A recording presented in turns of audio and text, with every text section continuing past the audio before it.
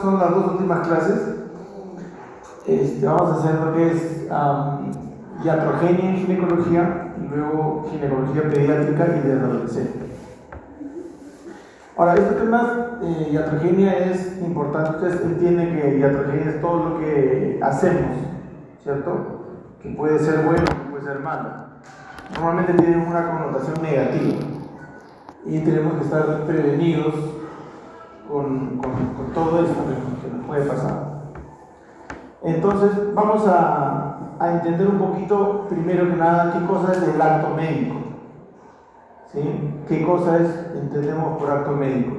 Y esto lo van ustedes a revisar en el Código de Ética y Deontología del Colegio Médico. Cuando ustedes se gradúen del Colegio Médico, cuando saquen su colegiatura, el Colegio Médico les va a entregar un cuadernillo dentro de un montón de cosas que le va a entregar, que es este código. ¿Ya? ¿Se acuerdan cuando hemos hecho la clase de ética, moral, etcétera? Hablamos de lo que es la deontología y el código de ética. Entonces es un manual donde nos dicen qué cosa es lo que nosotros debemos hacer, qué es lo que podemos hacer y qué obligaciones tenemos con nuestro trabajo, con nuestros pacientes, la relación con los pacientes, con la institución a la cual trabajamos y la relación entre los colegas, etc. Entonces, el acto médico es toda acción o disposición que realiza el médico en el ejercicio de su labor. ¿Ok? Uy, COVID. El acto médico es un proceso que nos pertenece a nosotros. ¿Vas a cerrar por ahí? Ahí. Cierra.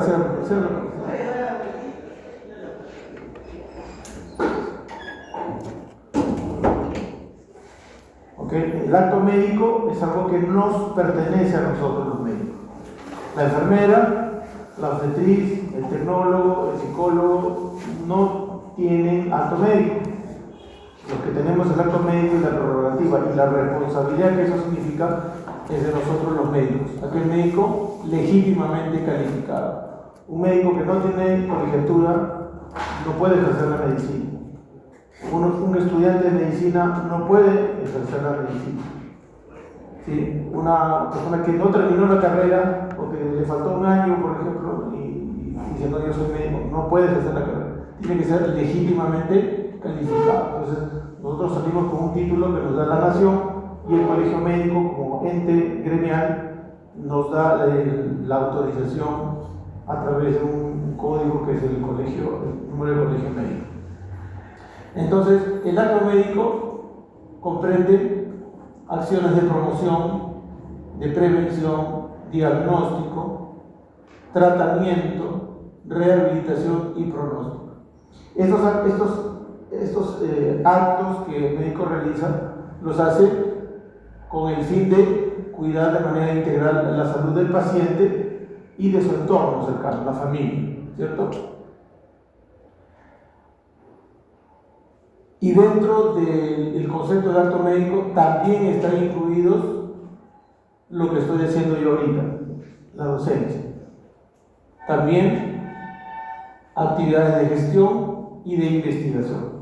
O sea, el accionar del médico es amplio, no solamente con el paciente, sino también en la parte docente, en la parte investigativa y lo que es la gestión, dirigiendo un hospital, un ministerio, una dirección regional, etc. Eso es el acto médico. Y el término iatrogenia en realidad implica todo lo que las consecuencias de nuestros actos, sean buenos o sean malos, ¿no? Y como le dije hace un momento, normalmente cuando se habla de iatrogenia estamos hablando, inmediatamente se piensa en algo negativo, un evento adverso, pero en general, en el término general, significa todo lo que el médico ha causado, ¿no? Pero en general se entiende por efectos adversos o daños que puedan producirse por efecto del acto médico. Si yo opero a alguien y se infecta la herida, es una iatrogenia. Si yo doy un tratamiento médico y el paciente presenta un cuadro alérgico, es una iatrogenia. Si yo pues no sé, opera un paciente y le quita una pierna en lugar de quitarle la otra, es una iatrogenia. Todos estos efectos es lo que significa la iatrogenia. Por ejemplo, iatrogenia es dejar una pinza dentro de la cavidad. Esta es una radiografía y vemos acá ese es un portagujas probablemente. Acá tenemos una herida operatoria infectada. Acá tenemos, por ejemplo, una dislocación del hombro, por efecto probablemente de una distocia de hombro, de un feto macrosómico o una paciente estrecha. Y la polifarmacia, dar muchos medicamentos tratando de matar de alguna manera o solucionar el problema. Y es algo muy frecuente, ¿no? Cuando ustedes encuentran una receta kilométrica, probablemente el médico no sabe lo que está tratando y quiere dar medicamentos simplemente para que alguno de ellos funcione, ¿no? La idea no es esa. Entonces, a mayor número de medicamentos, obviamente puede haber muchos efectos colaterales que pueden aparecer. Entonces, todas estas y más son iatrogénicas. Y esto se da dentro de lo que nosotros conocemos el ejercicio de la medicina o el ejercicio médico. Pero el ejercicio médico lo que propugna es la defensa de la vida. O sea, no hay ningún médico que haga algo por querer matar a alguien, ¿cierto? El tema es que la gente a veces no lo entiende y dice, no, usted hizo algo malo, pues usted debe pagarme, resarcirme por el daño que me ha causado. Pero el ejercicio de la medicina tiene, obviamente, lo que es buscar la defensa de la vida, el cuidado de la salud de la persona de manera integral, que involucra a la familia y a su comunidad, o sea, los que están alrededor. Y el ejercicio médico, pues, es la labor que realiza el médico y qué resultados obtiene. ¿Ok? Y hay algo que nosotros entendemos como médicos, pero muchas veces la gente no lo comprende. Es decir, nosotros trabajamos en el marco de las probabilidades, ¿no es cierto? Por ejemplo, es algo que ya les he dicho. Las mujeres, en el caso de nosotros, nos preguntan, doctor, ¿y cómo va a ser mi parto? Entonces nosotros les decimos, nosotros no podemos adivinar ni predecir lo que va a ocurrir en el futuro. Lo que nosotros tenemos que trabajar es tratar de que haya las condiciones favorables para que haya un parto ideal. Pero yo no te puedo garantizar que así va a ser, porque hay muchos factores que van a entrar en juego en esta decisión. ¿Sí? Ok, entonces cuando tenemos un evento,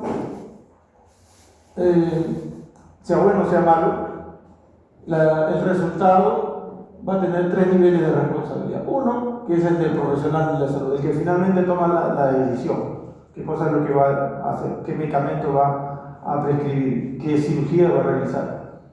¿Qué acto preventivo va a darle al paciente? En segundo lugar, la del usuario.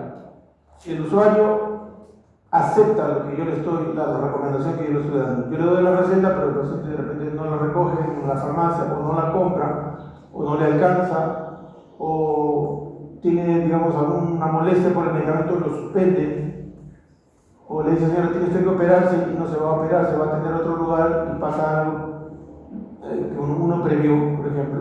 Entonces, el usuario también tiene parte de su responsabilidad. ¿Sí? Y también de la institución donde se realiza el servicio. Yo necesito, por ejemplo, una ecografía obstétrica, pero el ecógrafo se ha dañado, como nos pasó hace un tiempo en el hospital. Trajeron un ecógrafo y el de limpieza movió el aparato y ¡wow! Se cayó el traductor y se malogró. Y para que te compren un traductor que cuesta como $5,000, $10,000. Todo un proceso que demora en el tiempo. Entonces, tú solicitas un examen, pero la institución no te da el beneficio, ¿cierto? Cuando uno trabaja en una institución, la institución te tiene que darte todas las herramientas para que puedas ejercer tu trabajo, porque tú no vas a traer tu ecógrafo, tú no vas a traer tus medicamentos, tú no vas a traer tus guantes, tú no vas a traer, no sé, una cinta métrica para medir la panza, etc. ¿No? La institución te tiene que dar todo lo necesario para que tú cumplas tu labor. Pero cuando la institución no cumple, ahí está el problema. Pero ¿quién es el que da la cara? el profesional de la salud. Eso es lo que nos va a generar a nosotros problemas. Ahora, ¿cuál es el rol de la universidad? La universidad también tiene, o sea, las universidades y las facultades de medicina en este caso, son los que van a formar los profesionales de la salud. Tiene que dar garantía de que sus egresados van a tener una formación adecuada, van a tener las oportunidades de realizar sus labores educativas preprofesionales con nivel, para que el profesional tenga pues, las características necesarias, ¿no es cierto? Mucho se critica, por ejemplo, a la César Vallejo, ¿no? Vamos a ponerla, que saca profesionales malos, digamos que niveles pues pobres, ¿no? Hablando no solamente de la facultad de medicina, ¿no? Cuando vean los exámenes de ENAM siempre están en los últimos puestos, etc., ¿no? Entonces, ¿qué garantía tiene la población de que esos profesionales van a poder solucionar sus temas de salud si no están bien preparados? Tienen malos profesores, tienen alumnos que no califican, digamos, no tienen una capacidad de decisión ni de aprendizaje, etc. No pudieron alcanzar una universidad de prestigio y el nivel que van a obtener finalmente va a ser malo. Entonces el rol de la universidad es muy importante, ¿ya? Porque si nosotros preparamos con las competencias suficientes, las posibilidades, estamos hablando de posibilidades, van a ser menores si es que yo preparo adecuadamente a mis alumnos.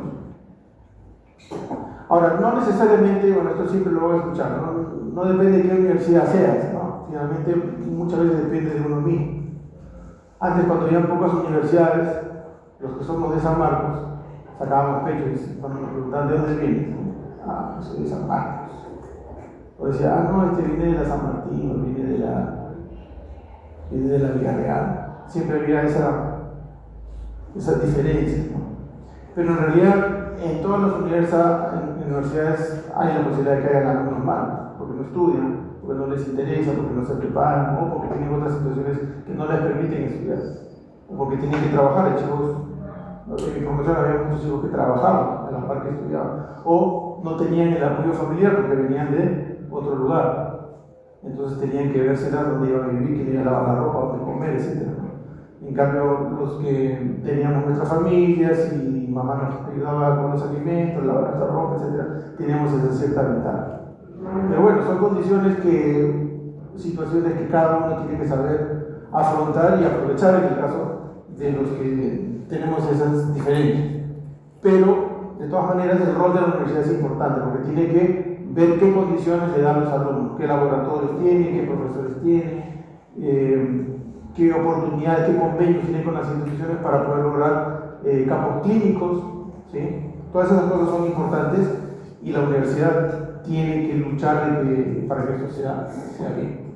Entonces, no solamente la parte teórica de las clases, sino las oportunidades de realizar las actividades prácticas, donde tengamos la oportunidad. Yo, como yo le decía a vuestra compañera hace un momento, si ustedes van a hacer el internado en un hospital donde hay muchos alumnos o hay residentes, entonces por jerarquía pues el residente se va a imponer sobre los internos para hacer las actividades. O sea, si hay por ejemplo en el Almenara, la mayoría de partos son, por el nivel de la institución, son partos complicados.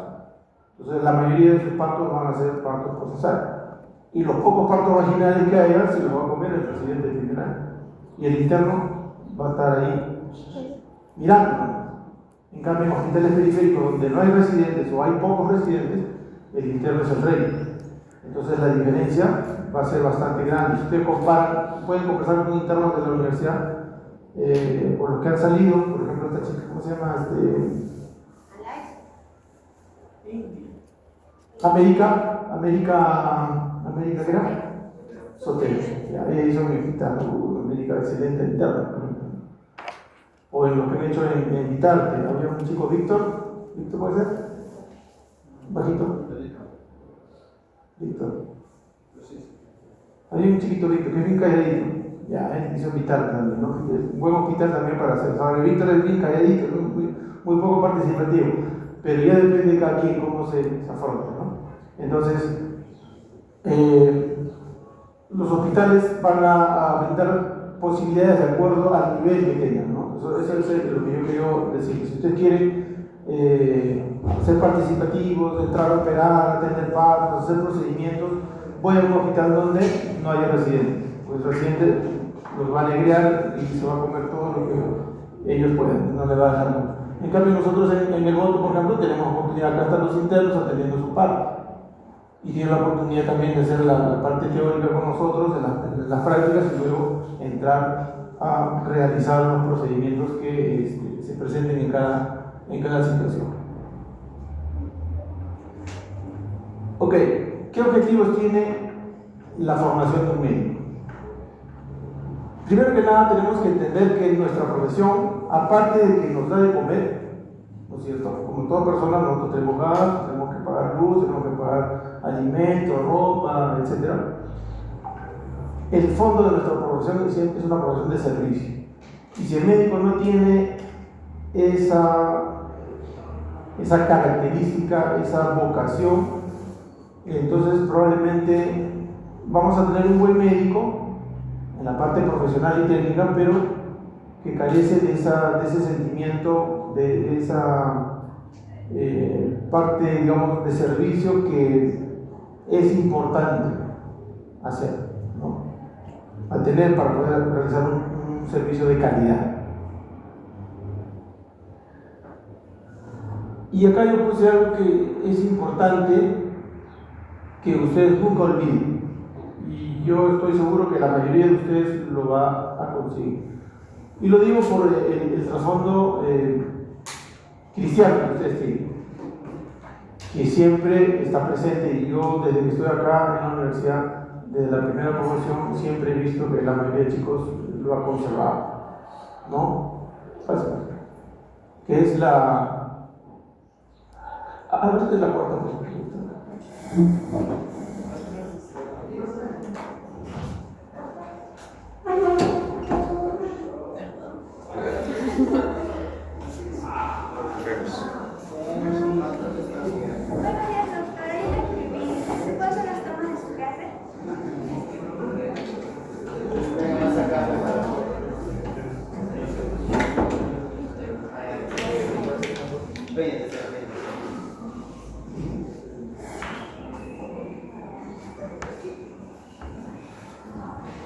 Ya, entonces les decía que los chicos, a medida que van avanzando en la carrera y van adquiriendo ciertas responsabilidades propias inherentes a la carrera, como que van sintiéndose, pues, ¿no?, que son mejores que los demás, y que lo que están haciendo es mucho más importante de lo que hacen otras carreras, etc., ¿no? Y cuando llegan a ser residentes, cuando son asistentes, ya están en otro nivel, ya no te miran, no tienen esa mirada que tienen ustedes ahora, ¿no? Va cambiando, y el trato es bien distante, bien superficial, y no se logra realmente empatizar con el paciente, ¿no? Yo he sido paciente y he tenido buenas y malas experiencias en ese sentido. Entonces, es importante que el paciente sepa que no solamente ustedes le están atendiendo, le están dando un servicio, sino que lo que ustedes están haciendo lo hacen con realmente un interés, el interés de su bienestar, el interés de darle lo mejor que ustedes tienen, sin necesariamente ser demasiado, pues, familiar, ¿no? Siempre manteniendo nuestra debida distancia, pero con el debido respeto y el cuidado que eso necesita.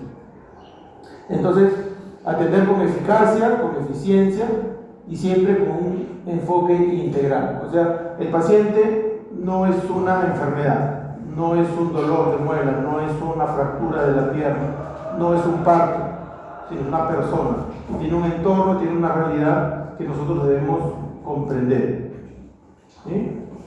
A veces nosotros tendemos a criticar al paciente, ¿sí? Pero ¿por qué usted recién viene? ¿Por qué tomó una decisión inapropiada? ¿Por qué esto? ¿Por qué el otro? ¿No? pero cuando vemos el entorno podemos entender mejor y empatizar con ellos. Bien, entonces, una cosa que también no debemos olvidar, que el paciente y su entorno cercano, es decir, el esposo, los hijos, etc., tienen un grado de exigencia y siempre buscan garantías para todo. Es decir, cuando le decimos a una paciente, señora, tenemos que operarle porque este útero es la causa de su problema de sus agravados, etc., te van a decir algunos, doctor, ¿usted me garantiza de que el paciente va a salir bien? Nosotros no podemos garantizar, porque a veces pueden haber eventos que complican el asunto, ¿no? Hace poco en el voto hicieron una histerectomía, un útero inmenso, un útero muy grande. Y uno de los colegas que participó en la cirugía, un colega ya de peso, no experiencia, pero sin embargo pasó algo que normalmente no debe pasar, es una sección de los uretes. Una cosa de mucho cuidado, pero pasó.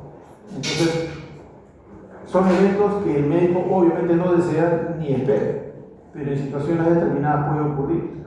Entonces, no podemos nosotros garantizarle que todo está exento de riesgo. Es por eso que ya existen los documentos del consentimiento informado, donde debe decir detalladamente qué cosa es lo que puede pasar o que no puede pasar en una situación determinada.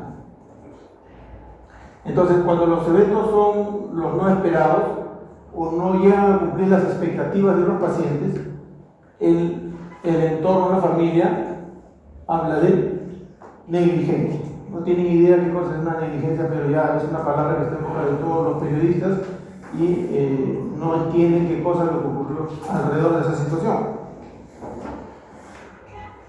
Entonces, nosotros sabemos que todo acto médico tiene factores incontrolables que pueden cambiar los resultados y generar perjuicios graves, leves, inmediatos o tardíos.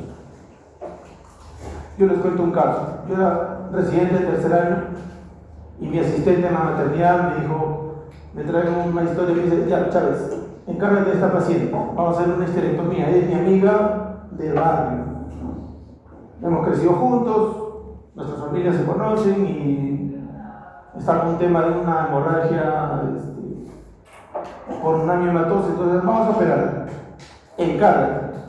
Entonces yo tenía que hacerle sus exámenes, todos sus prequirúrgicos, sus interconsultas y dejarla lista. Llegó la hora de la cirugía, bueno, a los días siguientes, y estábamos ya lavaditos, estábamos cambiados. El anestesiólogo con su residente estaban con la paciente y comienza la inducción de la anestesia. Y en la inducción de la anestesia, la paciente hace un broncoespasmo severo. Un broncoespasmo severo.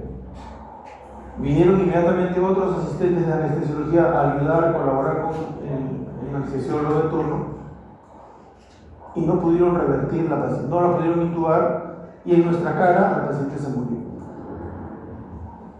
Entonces, factores incontrolables. Nosotros no teníamos nada que ver en el asunto. Algo que totalmente era un evento adverso.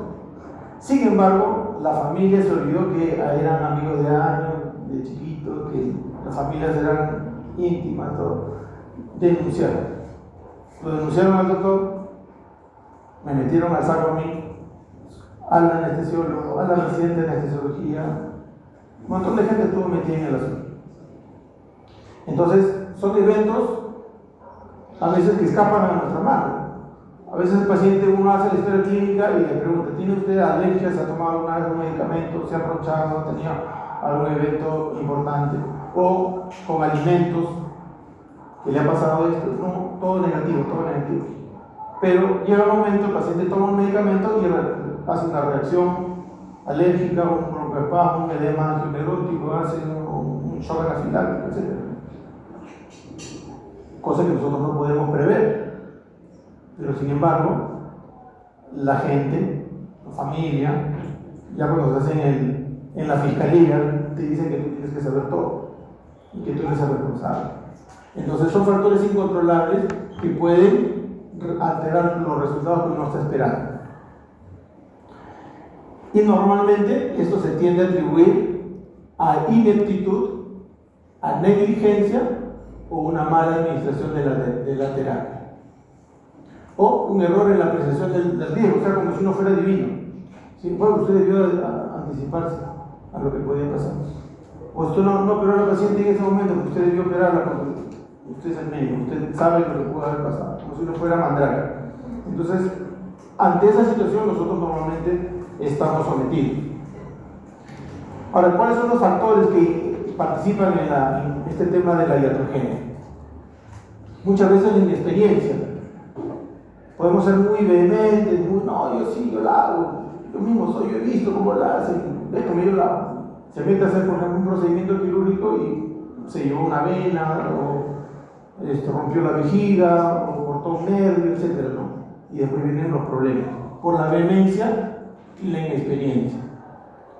O por haber hecho exámenes insuficientes. De repente un paciente tuvo antecedentes de sangrado. Cuando preguntamos cuando hablamos sobre, ¿se acuerdan? Factores, pacientes que hacen hemorragias, hablamos sobre hemorragias, ¿se acuerdan? Preguntarle si tiene sangrado, ha tenido sangrado nasal, o moretones fáciles de hacer con golpes suaves, o cuando se le extrajo algún diente, una muela, sangrados mayores, etc. O cuando se cepillan, sangrados gingivales. Entonces, no, esto no pasa nada. Y de repente el paciente tiene un problema mucho más serio de lo que nosotros presumimos y no llegamos a un diagnóstico profundo, y cuando se mete un operatorio grande, el resultado puede ser muy, muy adverso. O a veces cuando damos indicaciones erróneas, es decir, le damos un tratamiento para algo que nosotros creemos y le damos un tratamiento equivocado. Una cosa muy común que hacen, por ejemplo, obstetrices, ¿no? Que se meten a jugar a ser médicos. Dan tratamientos antibióticos para un flujo vaginal determinado, que puede ser cándida, pero le han dado metronidazol, le han dado clindamicina, etc. Antibióticos que no tienen nada que ver en el tratamiento de una candidiasis, por ejemplo. Son indicaciones erróneas. O improvisar. ¿Y cosa significa improvisar? O sea, actuar de una manera apresurada para salir del problema. ¿Sí? Errores de técnica. Hacer un procedimiento en el cual no estoy entrenado y genero un problema. Descuido o mala vigilancia. Esto pasa mucho cuando vienen los cambios de turno. ¿Sí? Cuando salimos a las 7, son 6:30, llegó esta señora, mucha madre. Y los latidos del bebé están en 110, 90, sufrimiento fetal. Voy a ponerle que está en 120. Viene el colega del turno a las 7, se encuentra que está el niño en sufrimiento fetal agudo, entran a operar y se ubican. ¿Sí? Descuido o mala vigilancia. No quiero dormir, mejor la dejo para más tarde. Y lo otro es la falta de escrúpulos, ¿no? O sea, estoy cometiendo errores porque me conviene, le estoy cobrando a la paciente o tengo alguna ganancia adicional, y eso me lleva a cometer grandes y graves errores. Entonces, todas las cosas malas que nosotros hacemos dentro de nuestra actividad diaria entran en una gran bolsa que se llama la mala praxis. ¿Qué significa? Hacer las cosas mal. Pero no toda la mala praxis es negligencia. Puede ser impericia, puede ser imprudencia. Entonces, en general, la mala praxis significa hacer un tratamiento malo, un tratamiento negligente, un tratamiento equivocado, que resulta en daño, en sufrimiento, en muerte del enfermo, debido a ignorancia, negligencia e impericia, o no seguir las reglas establecidas. Bueno, esto no lo he visto, pero querer hacer daño a un paciente, no sé qué podría pasar por la cabeza de un médico para hacerle daño al paciente, pero está tipificado. Entonces, la mala praxis tiene tres vertientes: la impericia, la imprudencia y la negligencia. ¿Alguien me puede decir qué significa impericia? Es cuando un profesional no tiene los para realizar el procedimiento. Correcto. ¿Sí? La pericia es tener habilidades manuales. ¿Sí? Soy un experto en mecánica de autos modernos, soy un perito. Pero si yo tú te metes a arreglar un carro, no sabes de carro, y quieres arreglarlo, metes la pata y no sé, es hacer una impericia. O sea, meterse a hacer cosas a las cuales no estás preparado. Okay. Vamos a hablar un poquito sobre la causa de la mala praxis que hemos visto, los tres primeros, pero también hay otros, ¿no? Seguir las reglas establecidas, es decir, hay un protocolo para el manejo, por ejemplo, del infarto cardíaco. Y yo agarro, yo hago mi propia manera de trabajar y le pongo tal cosa y tal otra, y oxígeno en cánula y tal. No sigo el protocolo y el paciente se me muere. Entonces cuando el fiscal revisa, señor, doctor, usted siguió el protocolo, usted ha hecho tal cosa, pero el protocolo de su hospital o de su institución dice que usted debe hacer primero esto, luego esto, luego esto. Usted lo invirtió o omitió uno de los pasos. No, es que mi experiencia, señor, su experiencia no vale, acá están los protocolos. Entonces no está siguiendo las reglas establecidas. Cuando uno sigue los protocolos y hay eventos adversos, tú tienes un documento que te respalda. Yo hice esto. Y por eso es la importancia de la historia clínica. Otra vez le pongo. Intento criminal doloso. Vuelvo a decir, nunca he visto un médico que realmente quiera hacer voluntariamente un daño a alguien, ¿no? Pero sí, por ejemplo, demoras en la atención. Esto se ve mucho. El año pasado,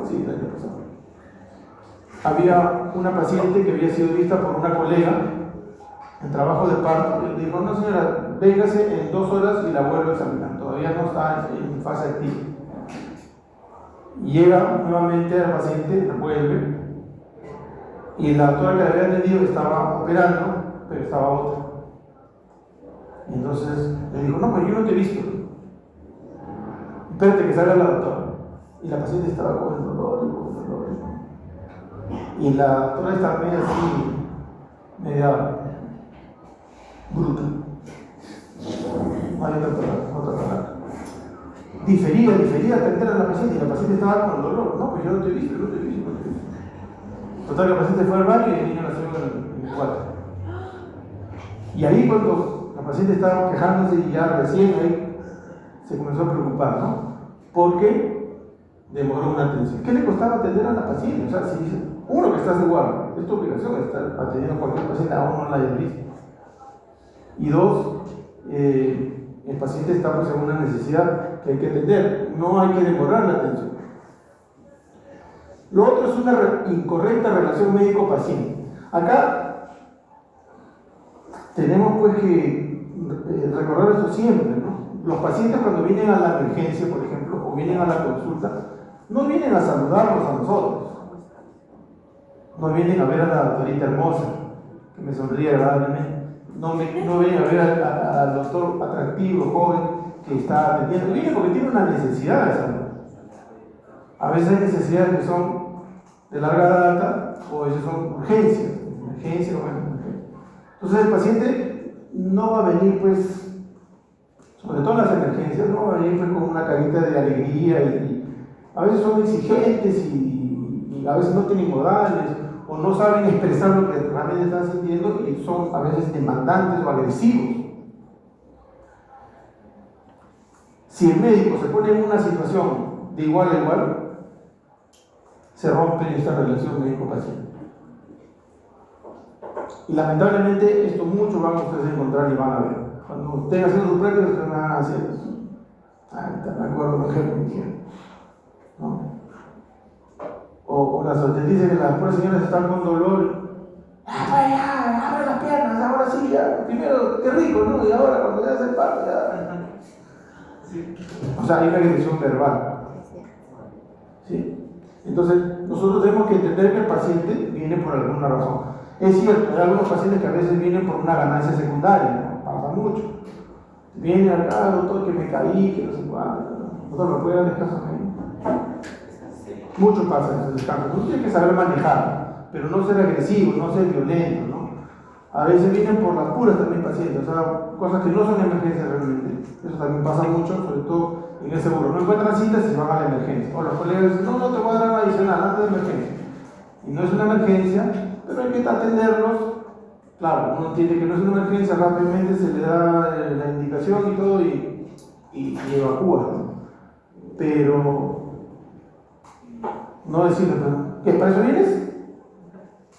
No te voy a atender, porque eso no es una emergencia.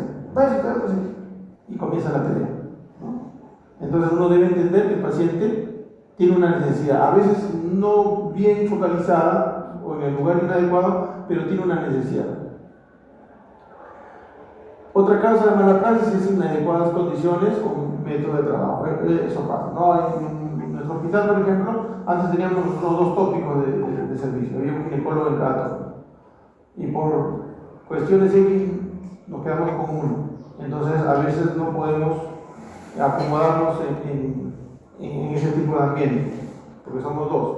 Pero bueno, esas son cosas ya que la institución nos impone, porque no hay ambientes o lo que sea.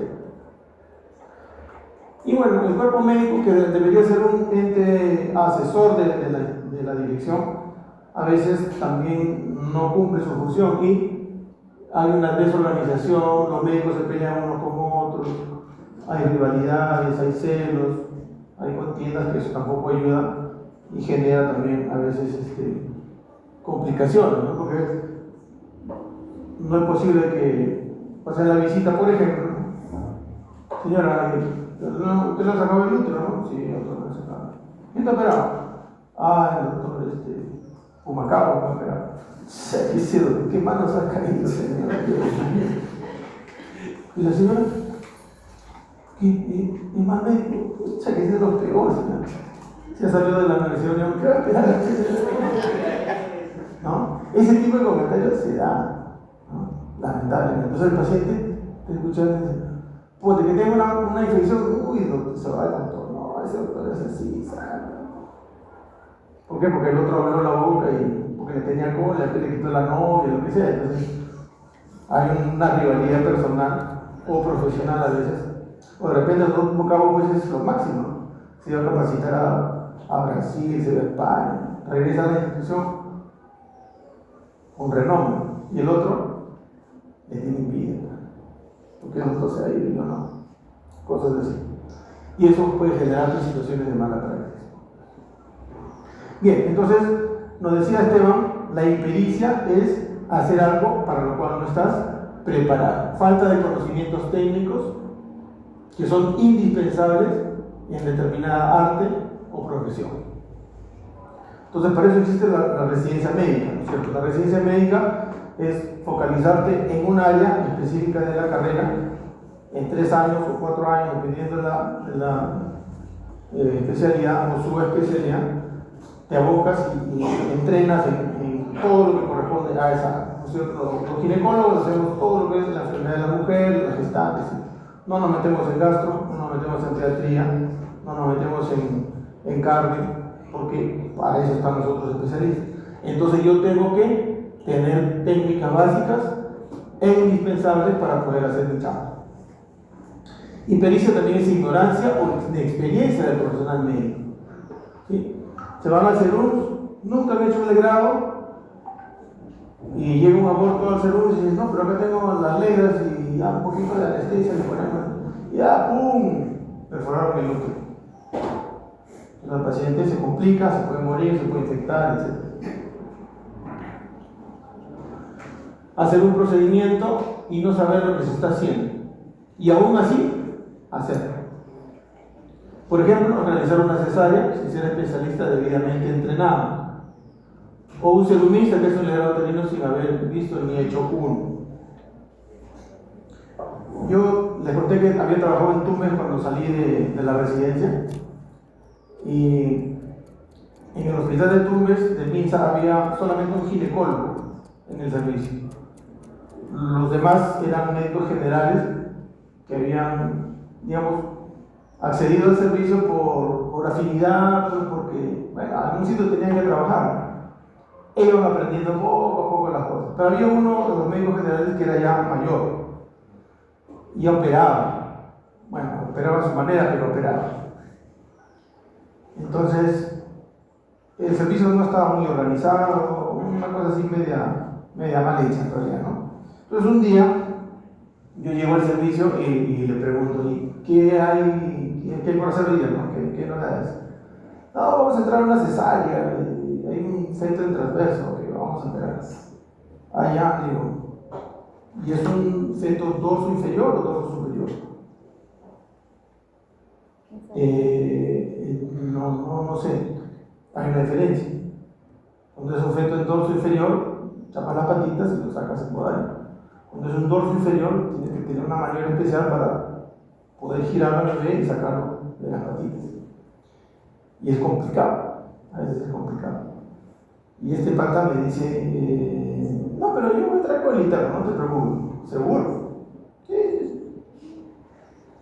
Entonces entró a operar y cuando uno abre el útero, el líquido amniótico sale. Y normalmente el útero tiende a contraerse y tienes que sacar rápido al bebé, porque si el útero se contrae te da menos espacio para poder girar, y este pata no pudo hacer y se le murió. Entonces haces algo para lo cual no estás entrenado. Eso es una impericia. Imprudencia. La imprudencia es no tomar precauciones al momento de que vas a hacer algo, para evitar un riesgo o actuar de manera precipitada. Por ejemplo, esta niña es una imprudente porque no toma la precaución de que está caminando en la calle y puede venir un carro, una bicicleta, una moto y atropellarla. Ese compadre está manejando su carro, tomando una tacita de café y leyendo el WhatsApp de la trama. Entonces son gente imprudente porque no toma precaución. La imprudencia también es afrontar un riesgo, nuevamente la palabra precaución. No tomar las precauciones para evitarlo, procediendo con apresuramiento innecesario. Me hace acordar, yo estaba de R3, tenía mi R2, era un tipo que estaba obsesionado con el tiempo. Te vas a encontrar con gente que es así, parece que tuviera diarrea, o tiene algo que hacer y tiene que operar rápido, no, porque el tiempo. Este muchacho R2 era así, entraba, miraba el reloj, ya, decía, saca el muchacho, creo que su récord fue 15 minutos en una cesárea o algo así. La cosa es que en ese afán que él tenía,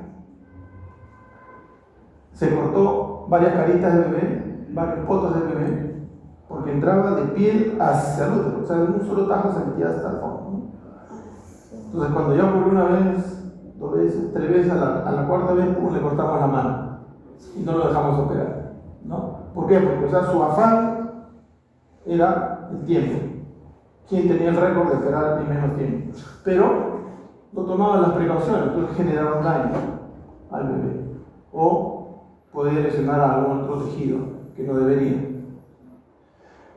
Esos son algunos ejemplos: transfundir al paciente con hemorragia sin asegurarse el tipo sanguíneo, ¿no? De repente, a veces por el apuro podemos generar ese tipo de problemas, quizás no voluntariamente, pero tú estás desesperado por esta paciente.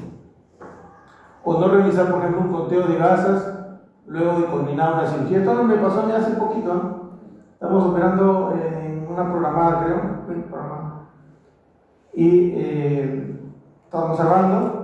Normalmente hacemos conteo de gasas, ¿no? Conteo de gasas antes de salir, ya, pues la técnica se pone contando. Falta una gasa, pero yo saqué todas las que había metido. A ver, cuenta otra vez. Falta una gasa. Y la chica, la enfermera que estaba ahí, le dice la circulante, le dice a nuestra instrumentista: ¿has contado las gasas? No. Es que como entramos tan rápido, no conté las gasas. O sea, no sabes si tu paquete tenía 5 gasas o tenía 4. No. Entonces, nunca encontramos las gasas. Como todas las gasas ahora vienen con un cintillo azulito, que es para esto justamente. Sí, entonces le tomamos al paciente las placas y no le encontramos, no encontramos la gasa. No había gasa.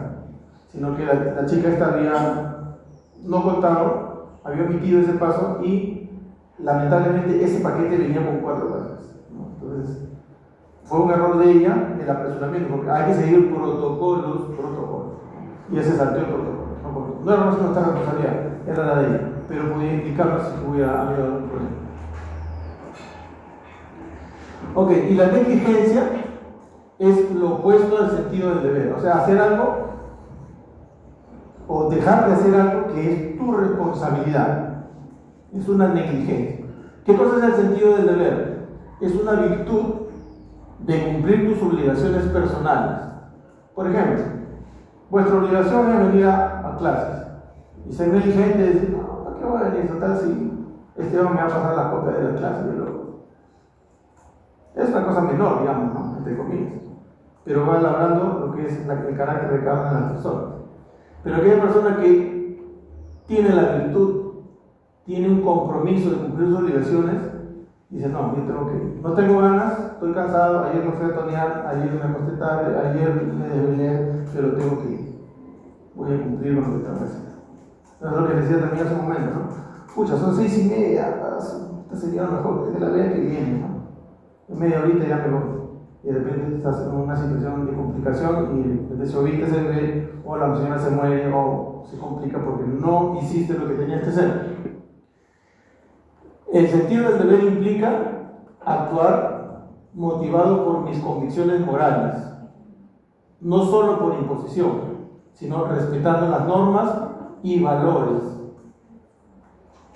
Yo cuando era estudiante, cuando era residente, yo le contaba a mi mamá, que estaba bien en ese tiempo, le contaba las cosas que me pasaban en el hospital, ¿no?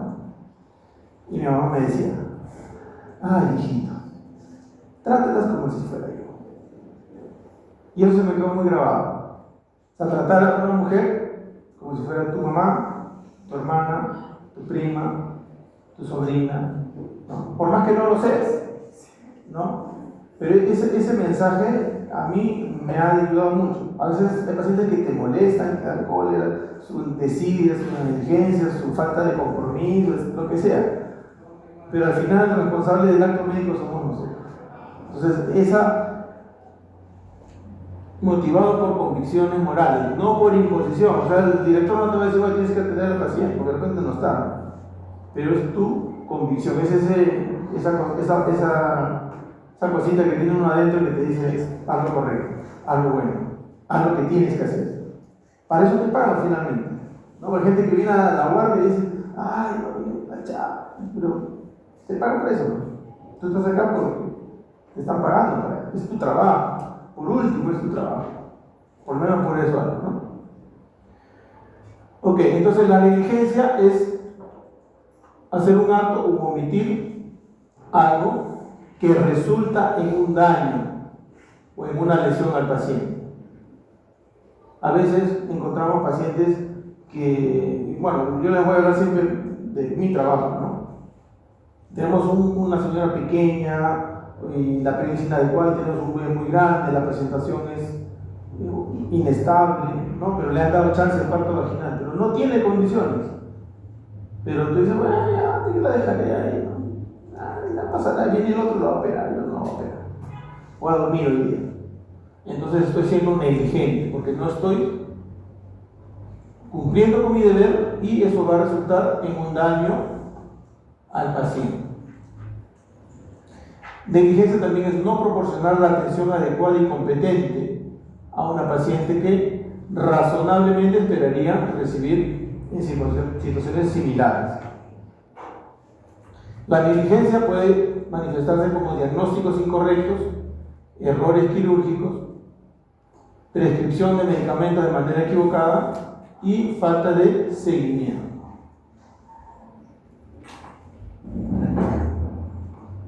Bueno, ¿cuáles son las fórmulas médico-legales? Una acción dolosa, ¿no? Cuando tú quieres matar a alguien y lo matas, lo has matado a conciencia. Es un delito, de ahí viene la palabra doloso, delito viene de la palabra doloso. Pero tú sales manejando tu carro y de pronto se cruza un niño, prende, ¡pum! y lo matas. ¿Tú lo querías matar? No lo querías matar. Fue un accidente, pero lo mataste. Entonces es un homicidio culposo. Y en algunas situaciones hay una necesidad de hacer algo. Estás causando un mal menor y de esa manera evitas uno mayor. Esto pasó en mi última guardia. Llega una señora de 10 semanas de embarazo con dolor. Y me dice: doctor, me han dicho la semana pasada que he venido que tengo un quiste de 7 centímetros en un omiscual. Yo dije: bueno, ese es quiste luteínico. Y la señora tenía dolor suave. Le puse un analgésico, más o menos como a las 10 de la noche, 11 de la noche, así. Era un embarazo gemelar, le hizo su ecografía, era un embarazo gemelar, estaba bien, el quiste sí era de 7 centímetros más o menos. Tenía un dolor moderado. Con el analgésico debía haber pasado. A las 3 de la mañana estaba yo durmiendo rico y regresa la señora. Pero era un dolor ya, se retorcía, literalmente se retorcía en la silla de la señora. Gritaba de dolor, era una cosa, decía: no, esto hay que entrar. Y le entramos a operar. Y ahí, cuando hemos entrado, el quiste estaba con doble torsión, estaba necrótico, y eso fue la causa. Entonces, ¿qué hicimos? Evitamos el dolor, pero evitando, o sea, hicimos un mal menor, digamos, ¿no? Hemos hecho una cirugía que probablemente podía terminar en un aborto, por el hecho de manipular un embarazo temprano, podía irritar el útero y terminar abortando. Felizmente hasta ahora está tranquila. Ya pasaron, el martes, estamos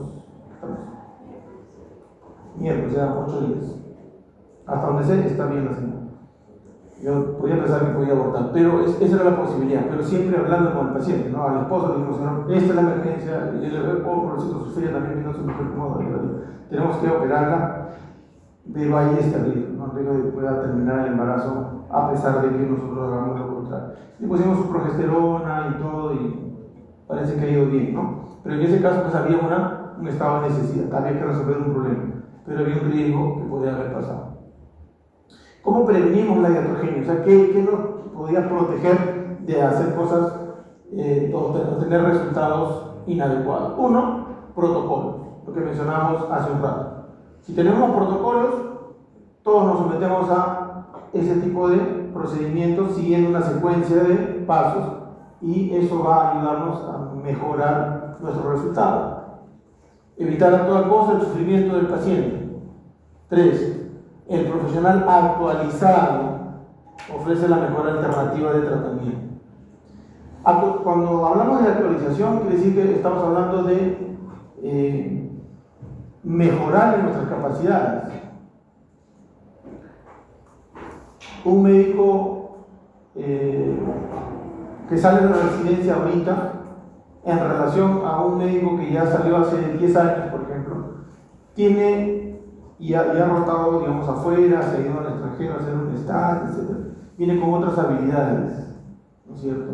Entonces se va, el médico que lo ve, el médico viejo, dice: no, tengo que actualizarlo, porque este me está llevando a la delantera, y no por la rivalidad, sino por el servicio. Tenemos que siempre dar lo mejor, tenemos que darle las mejores posibilidades diagnósticas y terapéuticas a nuestros pacientes. Entonces debemos actualizar. El médico que no se actualiza, ¿cómo dice el dicho? Camarón que se duerme, se lo lleva. Evitar la polifarmacia y prescribir lo indispensable. A veces en ginecobstetricia debemos usar antibióticos profilaxis y RPM, ¿no? Tratamientos, pero no dar multitratamiento. Hay una coleguita que un RPM de 4 o 5 horas, por ejemplo, le mete ceftriaxona, metronidazol, gentamicina, ciprofloxacina. Pobre paciente está pero saturado, ¿no? Cuando de repente con un solo antibiótico profiláctico podría haber solucionado el problema. Entonces, evitar la polifarmacia. Y acá tenemos algunos casos un poquito más en detalle en nuestra área de lo que corresponde a iatrogenia. Por ejemplo, no corregir adecuadamente la anemia en una paciente con hemorragia uterina anormal. ¿Sí? No solamente ya, tome su tabletita de hierro una vez al día y ya.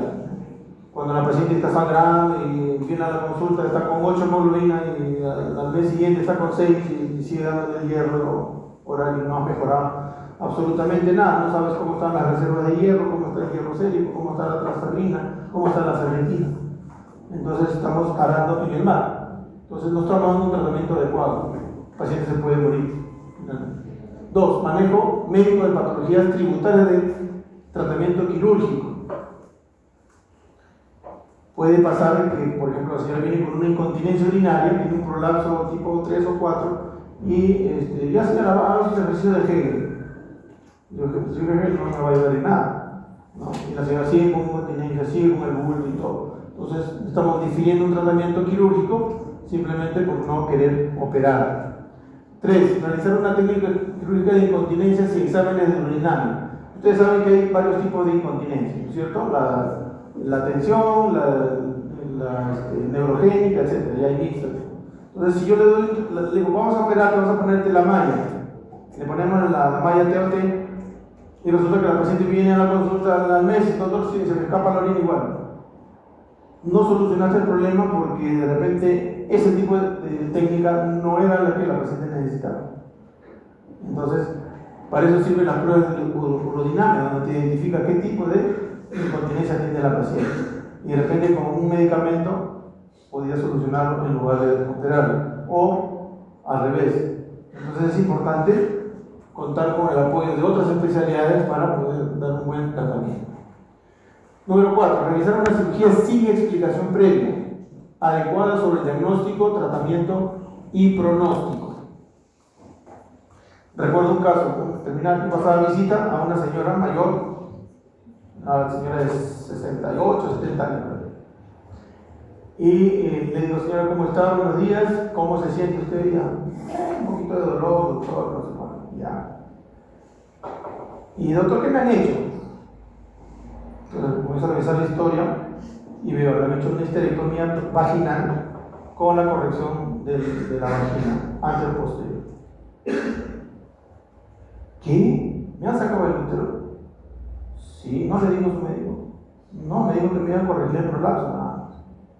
Y la señora agarró su celular y hijita, me han mutilado, estos desgraciados, me han sacado el útero. Entonces nunca le dijeron a la señora que la posibilidad de terminar en una histerectomía estaba ahí. ¿Qué pasaba? Que el médico no la había evaluado adecuadamente y cuando le ponen la anestesia, la paciente totalmente relajada, todo el montón pues se le salió un poco por abajo. O sea, era fácilmente sacar el útero, pero no se le había dicho esa posibilidad al paciente.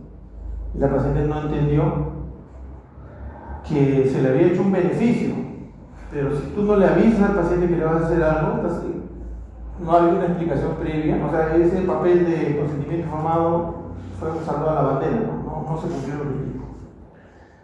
Y generó un problema fastidioso. Ok, otro, 5. Operar pacientes con terapia quirúrgica mayor al diagnóstico establecido. A veces, cuando hay un quiste de ovario, se puede preservar el tejido ovárico que pueda estar remanente todavía en la parte periférica. Pero el médico dice, no, si esta vaina, ¿cuál? Le ves un pinzazo, saca todo el ovario entero. Entonces, estás haciendo algo, dejando a la paciente sin un ovario, pudiendo preservar. A veces puede sacar solamente el quiste y solucionas el problema y dejas el tejido todavía ovario, ¿no es cierto? Dar terapia hormonal de reemplazo sin alcance en exámenes previos. Eso es lo que llevamos conversado el otro día, ¿no? Hay pacientes que pueden tener antecedentes familiares, lesiones benignas o sospechosas y darle tratamiento hormonal. Y de pronto el paciente desencadena un cáncer de mama. Estamos generando un problema que podríamos haber previsto si le tomamos una mamografía previa, por ejemplo, ¿no? Lo que les contaba hace un ratito, sección inadvertida de los uréteres con la vejiga durante el acto operatorio. Puede pasar.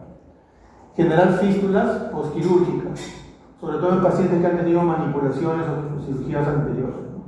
A pacientes que han tenido 2 cesáreas, por ejemplo, genera pues adherencias, cicatrizaciones en la parte entre la vejiga y la pared uterina anterior. Entonces cuando una paciente entra a operarse nuevamente por una histerectomía, se puede dañar la vejiga, puede generar fístulas por una cicatrización en exceso. Es una iatrogenia, pero el paciente tiene que explicarse de qué cosa podría pasar, ¿no? 9. No considerar posibilidad de neoplasia maligna y manejarla solo como benigna.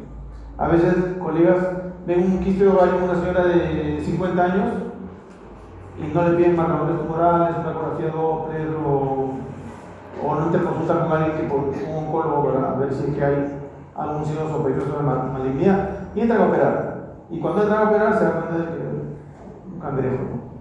Entonces, minimizar el diagnóstico simplemente para operar. Y 9, 10, dejar instrumentos o gasas durante el acto operatorio. Esto cada vez es menor, ¿sí? Antes se encontraban gasas, se encontraban pinzas, se dejaban agujas, etc. Ahora hay protocolo. ¿Se acuerdan? Hace unos años en el Sabogal a un señor diabético le cortaron una pierna cuando estaba programada la otra. ¿Se acuerdan? Hace como 8 años, 10 años. Bueno, en realidad ustedes saben, la diabetes es una enfermedad sistémica. Una pierna estaba dañada, era muy probable que la otra también lo estuviera. El problema no fue ese, el problema fue que estaba programado para una pierna y le sacaron la otra. No quiere decir que la otra pierna, la que le sacaron, estaba buena, también estaba probablemente sospecho. Pero el hecho de que no cumplieron la programación fue lo que generó el problema. Y en la familia, pues, asusada por la prensa y por abogados, hicieron todo un escándalo, ¿no? Entonces, de ahí la institución nos obliga a hacer lo que se llama el protocolo de la presentación del paciente. Tienes que saber el nombre del paciente, su diagnóstico, y te lo hacen ganar antes de la operación, ¿sí? Doctor, presenta su equipo de cirugía. Entonces, cada uno se presenta: doctor Chávez, cirujano principal, doctor fulano, ayudante interno, enfermera, anestesiólogo, todos se presentan. Presenta a su paciente, presenta el nombre del paciente, qué diagnóstico tiene, qué se le va a hacer al paciente, qué condiciones tiene, qué necesita. Todo eso para protocolizar, ¿no? Y la enfermera tiene que contar su gasto, tiene que contar sus pinzas, entrando y saliendo del acto operatorio. Ok, muy bien. Este texto que ustedes lo conocen bien, ¿no? Todo lo que hagáis, hacerlo de corazón, no como para los hombres, sino como para el Señor. Muy bien, ¿alguna pregunta, chicos? Realmente era para no extenderme tanto, pero el tema es bonito. ¿Algún comentario? Creo que siempre hay que explicar también el consentimiento informado, porque muchas veces cuando hay alguna cirugía, hay algún procedimiento, los médicos también solo le dan, tienen que firmar acá, pero no le explican, y el paciente tampoco ve. Entonces, sí, pues. tienen que explicar, o sea, todo, les vamos a hacer ese procedimiento, pero hay estos beneficios, pero puede pasar esto también. Entonces, como también el paciente tiene que decir, tiene que saber. Ya, eso efectivamente está escrito. El problema es que se ha tomado eso como una rutina. O sea, está el formato, la señora, firme. ¿Qué cosa es esto? Ese es el consentimiento que usted se va a operar. Pero realmente el consentimiento informado tiene que cumplir un procedimiento. Es decir, tengo que explicarle al paciente cuál es su diagnóstico. Por ejemplo, tiene un prolapso tipo 4. ¿Qué significa el prolapso? La gente confunde, por ejemplo, prolapso con incontinencia. Y ustedes se van a dar cuenta, ¿no? Que tengo un prolapso, doctor. ¿Y a qué le han hecho? Me han hecho el prolapso. No, señora, ese es el diagnóstico. ¿Cuál es el procedimiento? ¿De qué se le opera? ¿Cómo se le opera? ¿Qué cosa le han hecho? No sabe. Entonces significa que el paciente, o dos cosas, o no le explicaron, o el paciente no entendió nada. Y probablemente sean las dos cosas. Entonces, como bien dice Esteban, eso tiene que realmente cumplir un objetivo. ¿Por qué? Porque lo que les contaba del caso de la señora que le sacaron el útero, la histerectomía vaginal. O sea, la señora había pasado todo su procedimiento prequirúrgico, pero ella no sabía qué cosa podía pasar con ella y cuál era el resultado inmediato y el resultado futuro. Entonces nadie se había dado el tiempo de explicar, de decirle, en sus palabras, porque el paciente, tú le dices prolapso y ellos que dicen chino, no entienden nada.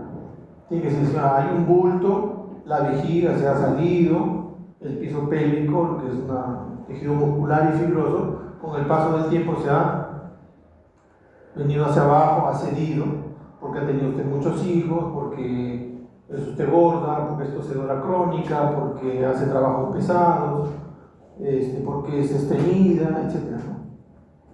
Todas esas cosas hacen que su parte pélvica se relaje y se sane. Entonces, el diagnóstico que tiene es un cistocele, es decir, la vejiga no que se ha caído. Tiene usted un histerocele, el útero se ha caído. Tiene usted un histerocisto, o sea, tienen los dos que se le ha caído, o tiene prolapso del recto, etc. Todos los diagnósticos que ustedes conocen. Entonces, en palabras sencillas, uno tiene que explicar. Eso es lo que usted tiene. Y las alternativas de solución son estas. A usted se le va a hacer esta, pero podría ser que de repente necesite algo más y eso se puede decir en el acto operatorio. ¿Usted está de acuerdo o no está de acuerdo? Si no está de acuerdo, no se opera. Si está de acuerdo, se firma y usted sabe qué cosa es lo que hace. Entonces, esto toma tiempo, pues, explicar al paciente porque es. Dígame. Con respecto al caso que usted mencionó de la señora mayor, ¿no sería mejor decirle a su familia que ya ellos pudieran tomar la decisión? También. A veces hay señoras, bueno, tiene que ver mucho con el nivel cultural también, ¿no? Pero a veces es curioso, ¿no? Hay gente que tiene educación secundaria, a veces educación superior, pero tampoco conoce su cuerpo. Y tú le explicas de la vejiga, de la uretra, de la vagina y nunca han agarrado un espejito y se han visto. No saben qué cosa es. Entonces uno tiene que lidiar con eso. Y sí, es importante a veces explicarle a la familia, ¿no? A alguien que sea más o menos, que te entienda, que sea comprensible. Y eso puede demorar, toma su tiempo, hay que explicarles bien. ¿Ya? Por ejemplo, en el caso usted ve que la paciente necesita un tratamiento, caso contrario, o sea, que le va a afectar en su vida o tiene riesgo de vida, y no acepta.